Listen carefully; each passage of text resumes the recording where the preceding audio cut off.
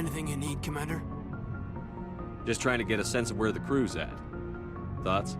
Well, they know about the stonewalling you've had from the Council. They deserve to know what we're up against.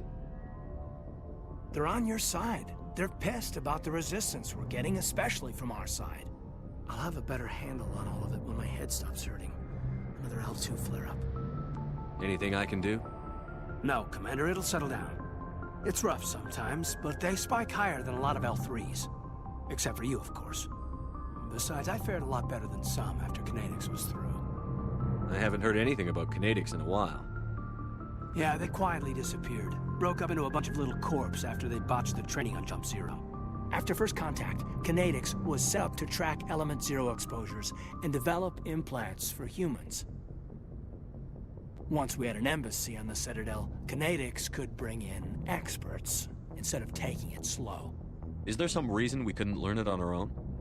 They didn't know where to start. Hell, it took a couple of years to even link biotics and ezo. Forget trying to get the kids to move stuff. They had trouble just helping them not break their own limbs. And their choice of teachers didn't help much.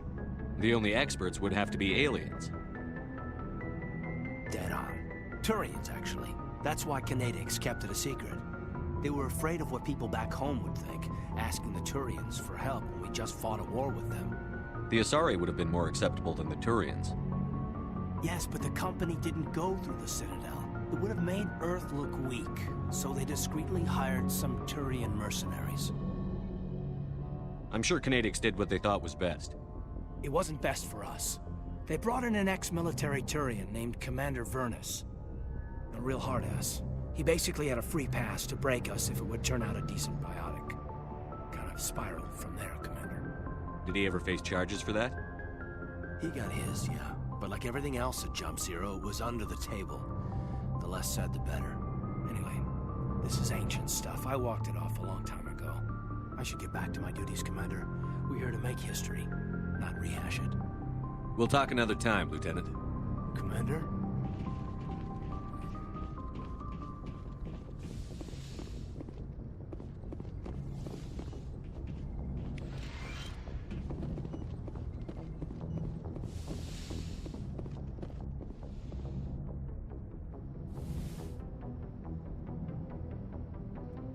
If you are here to talk about Benezia's death, you need not bother. She brought it upon herself. Don't pretend it doesn't bother you. She was your mother. She was. But she was not. I prefer to remember Benezia as she used to be, before she was corrupted by Sovereign's power. The best of your mother lives on in you. Her determination, her intelligence, her strength. That is kind of you to say. I appreciate your concern, but I am fine. Benezia chose her path, just as I have chosen mine. I am with you until the end, Shepard.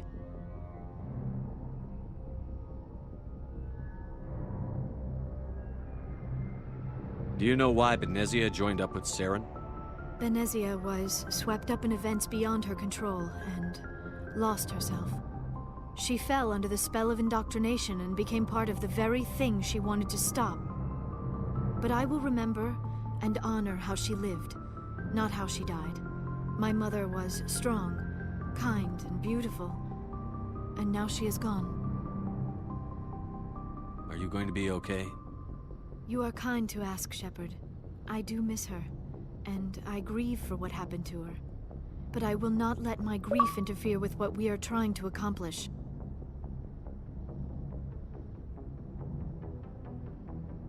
I'd like to know more about the Asari.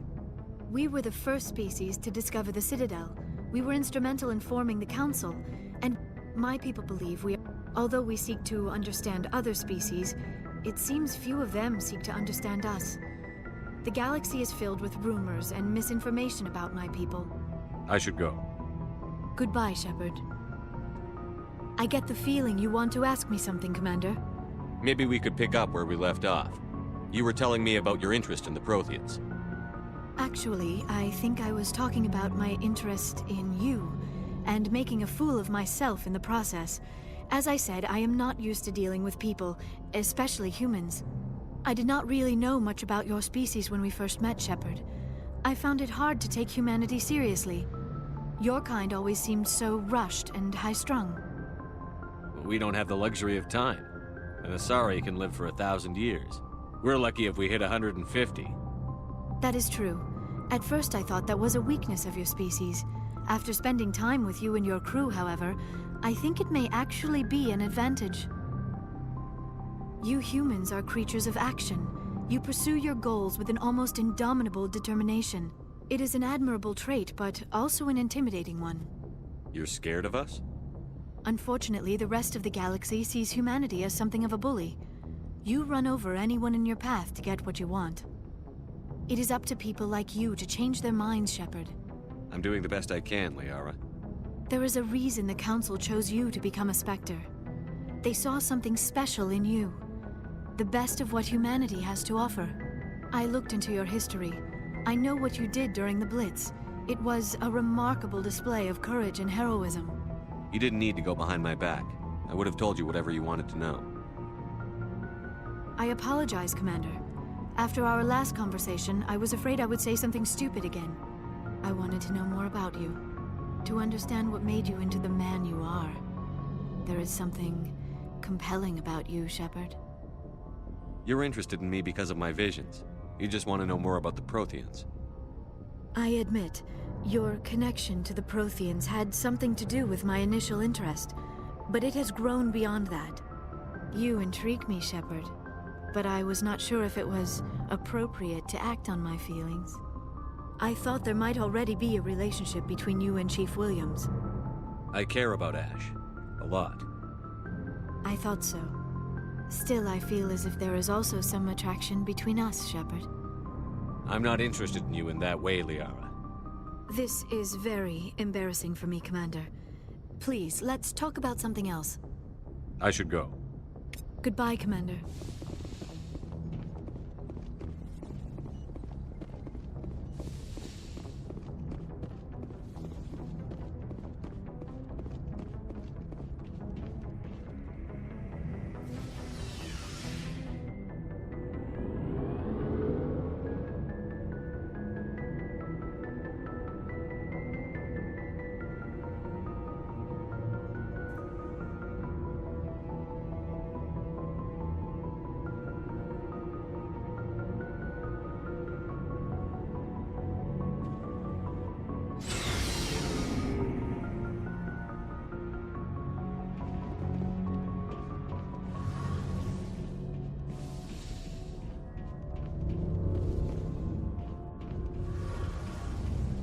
Shepard, I'm glad you're here.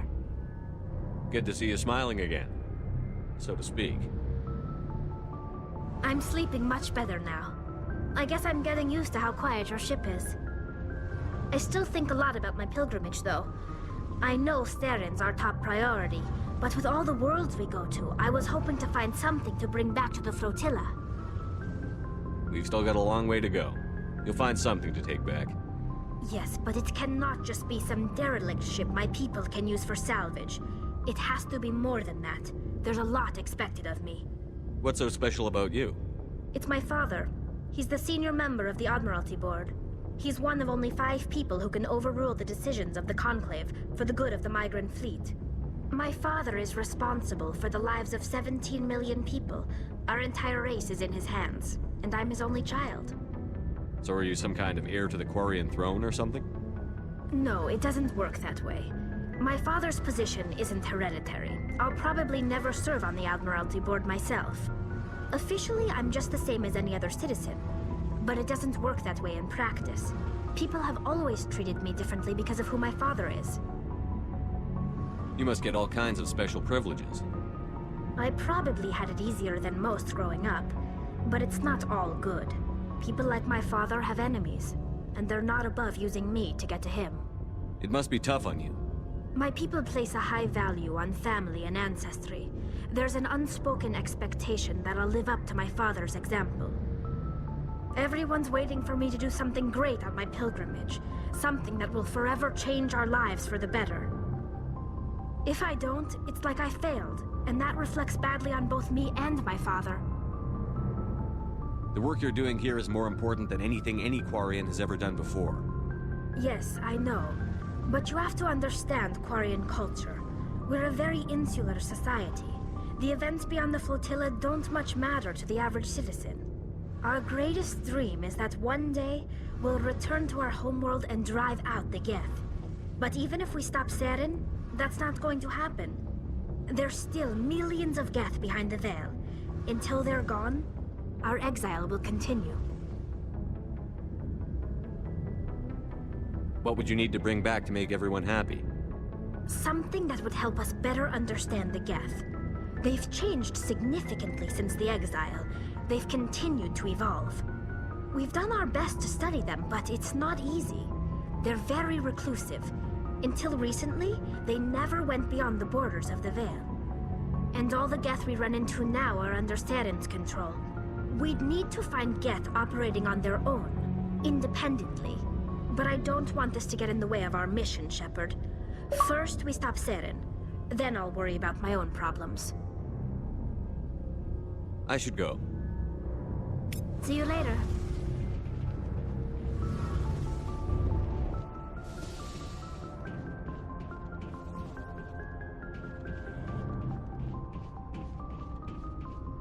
Commander, good to see you. You've been with CSEC a while. Have you seen much action? Well, not as much as you, but yeah, I've seen some interesting things. I'll bet you have. Anything in particular that stands out? I remember this Solarian geneticist I was sent to investigate. That case was a bit disturbing. What happened? Why were you investigating them? I was tasked with tracking black market trade on the Citadel. Most of it harmless, nothing I needed to pursue. But during the course of my investigation, I noticed an increase in the trade of body parts, organs mostly. We usually get a few of those, but not the numbers I was seeing. We weren't sure if there was a new black market lab or if some freak was harvesting organs from citizens. You've seen this before on the Citadel? Every so often, some lab sells unwanted parts through the black market, but they're not as bad as the cycles. I remember this one L-Corps diplomat we caught in my first year on the job. He was hacking people up and selling their organs. Had the station in a bit of a panic. But this case wasn't that clear-cut. Turns out there was more going on than we first realized. So how did you figure out what was happening? First, we got a hold of a sample and ran DNA tests. The weird thing was, the match led us to a Turian who was still alive and was very convinced he'd never lost his liver. After a bit of digging, I discovered this Turian worked briefly for Dr. Salion, the geneticist. So I went to his lab hoping to find evidence of cloned organ development, but there was nothing. No Solarian hearts, no Turian livers, not one Krogan testicle. You're kidding, right? Why would anyone want Krogan testicles? Some Krogan believe that testicle transplants can increase their virility, counteract the effects of the genophage. It doesn't work, but that doesn't stop them from buying. They'll pay up to 10,000 credits each. That's 40,000 for a full set. Somebody's making a killing out there. What did you do about the geneticist? I brought in some of his employees for interrogation, to see if I could get them to talk. While I was interviewing one of them, I came across something suspicious. You mean threaten? Was that really necessary? Maybe, maybe not. Either way, it paid off. One of my detainees started bleeding profusely during the interview. We offered to patch him up, and he got frantic, freaked out. I ordered a full exam to find out what was going on. Our medics found incisions all over his body, some of them fresh.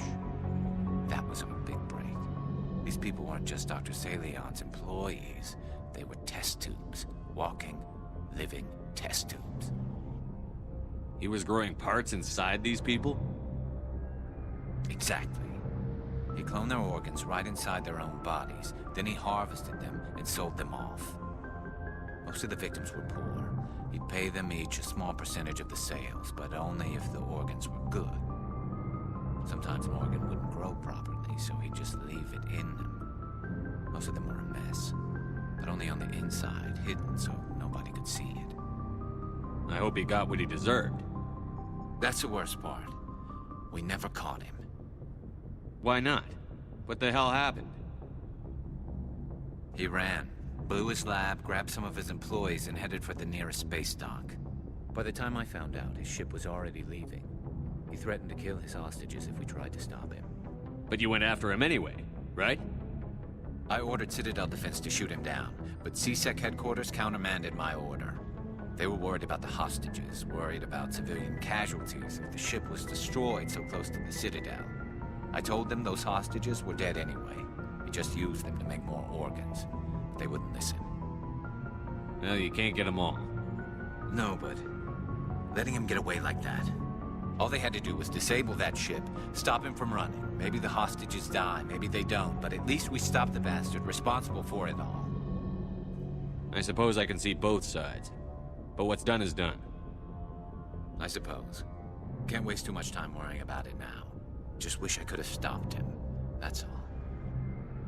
Do you have any idea what happened to Dr. Salion? I sent out feelers from time to time, hoping to find something. I thought I'd found him a while back. He changed ships and changed his name to Dr. Hart, his idea of a joke, I guess. I told the military, but they weren't convinced it was him. I got the transponder frequency for his new ship, but I just can't get anyone to check it out. I'll check out the coordinates when I get a chance. I was hoping you'd say that. But Commander, take me with you when you go. If it's Salion, I want to be there when you find him.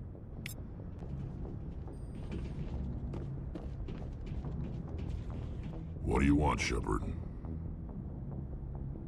Why did you become a mercenary? Lots of reasons. Such as? Such as, I needed to get out of our system. I needed to eat. I needed to survive. Why not stay and help your people? I tried to help. That's why I had to leave. What happened?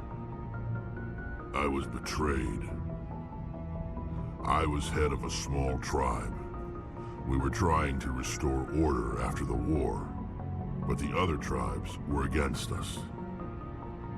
They followed Jared, one of the few warlords who survived the war with the Turians.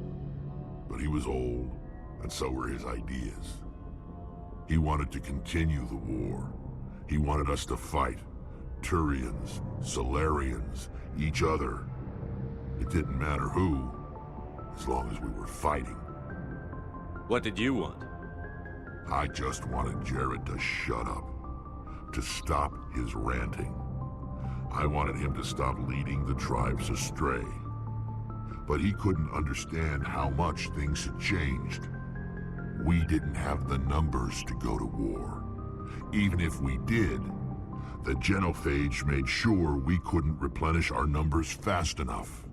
I told them all to forget about war. We needed to focus on breeding, at least for one generation. And for a while, we were getting through. Some of the tribes started coming around. I take it the warlord didn't appreciate that. No, he didn't. He arranged a crush with the tribes, a meeting on neutral ground. He wanted to talk.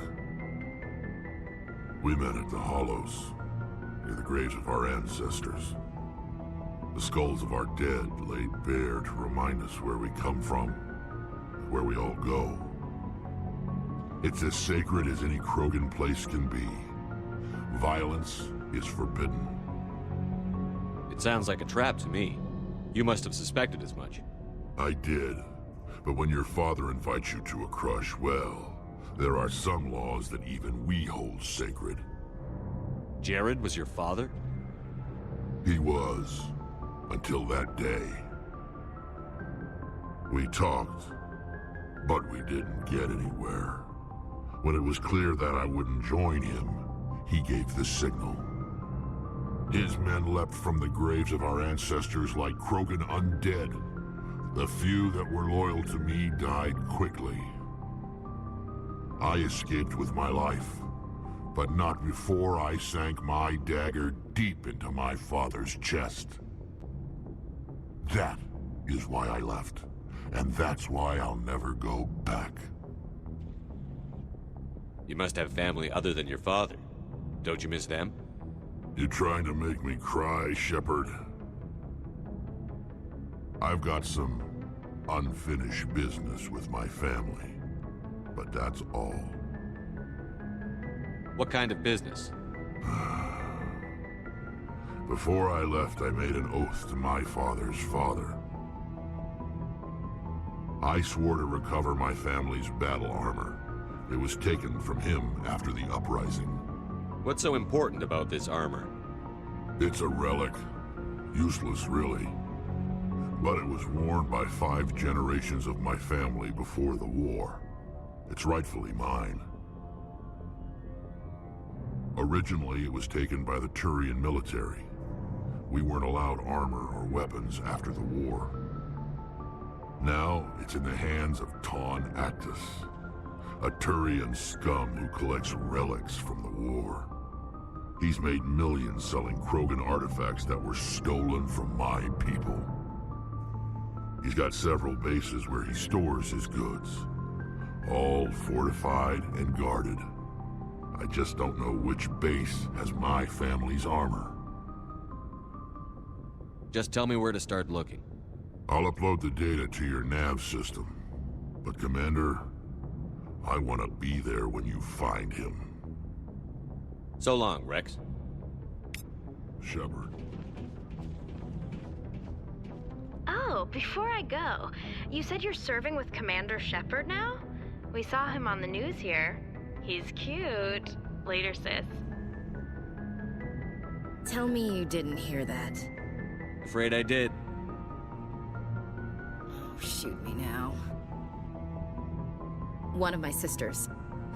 That's Sarah, the youngest. What's up? You didn't come by to eavesdrop on family mail. Your family seems to be important to you. Yeah, we've always been close. Me and my sisters especially. With Dad on duty so much, I had to help Mom raise them. Did your father serve with the fleet? Yeah, took any crap posting he could get that offered space time. You know what? He worked his ass off trying to get recognized, but he never made it above serviceman 3rd class. He was real proud when I made Chief. First thing he did was salute. What about your mother? You haven't mentioned her. You must know what military wives are like. Strong because they have to be, able to raise kids while Dad's away on a 6-month cruise. She has a degree in planetary geology. She and Dad both wanted to see new worlds. She gave up her career to raise us, though. You have more than one sister? Sounds like a big family. Yeah, I'm the oldest, then Abby, then Lynn. Sarah's the youngest. She's still in high school. With 4 girls, Dad used to say he felt more outnumbered at home than on maneuvers. Where did you grow up? All over. We transferred a half a dozen times before I finished grade school. You go where personnel command sends you, right? I guess that's why I'm so tight with my sisters. We'd have to leave all our friends every 2 or 3 years. After helping raise them, your sisters still talk to you? Amazing. Things were tense between Sarah and me for a while. Then we bonded. Sounds like a story. Feel like sharing? Sarah got herself a boyfriend who wanted to go faster than she did, Mike. I didn't think he was a bad kid, just pushy. Lynn would send me these worried vid mails, and I'd tell her to relax. Where were you when this was going on? I was on active duty. Sarah's graduating high school this year. This was only a couple of years back. They were on Amaterasu. At the time, I was assigned to Chernobog. Same cluster, but a dozen LY away. Close enough to talk regularly, too far to make it back in an emergency. I couldn't afford a fast packet flight. If he really liked her, he wouldn't be pushy. Yeah, of course, if he didn't ask at all, I'd wonder if he thought Sarah was ugly. Damned if you do, damned if you don't. Mike thought they'd go for a romantic walk in the woods, because he figured it was past time they did the deed. She levered Mike face first into a tree and left.